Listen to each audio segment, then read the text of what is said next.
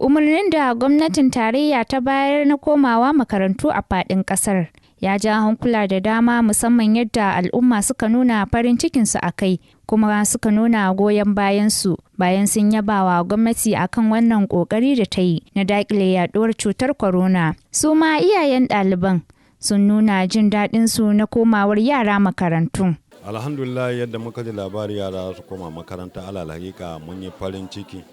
Ba don komi ba, zaman yara a gida suna zanne ba wani abu ba alheri ba ne a wajenmu da ƙasa gabaki daya. Kuma cikin ikon Allah da duk hanyoyin da ma'aikatan lafiya suka umurce mu da muka yi, in Allah da za mu bi su one after the other. Shi ilimi shine ginshikin ɗan adam. Waɗannan yaran suke zaune a gida, dukkan iyaye, mu iyaye ba daɗin haka muke ji ba, saboda karatu idan ka bar shi na sati ɗaya zai barka na wata ɗaya, in ka bar shi na wata ɗaya zai barka na shekara ɗaya.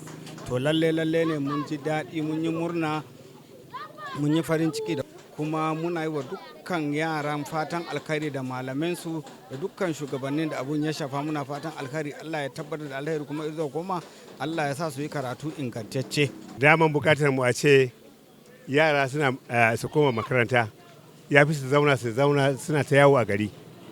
Kuma corona gaskiya ne, Allah kuma ya kawo mana sauƙinta. Yanzu dai saura a buɗe manyan makarantun. La'akari da yadda gwamnatin tarayya ta ba da umarnin buɗe makarantu, hakan zai rage yawan tallace-tallace da yara suke yi, duba da yadda aka shafe watanni suna gida saboda cutar corona. Habiba Siraj, BTV.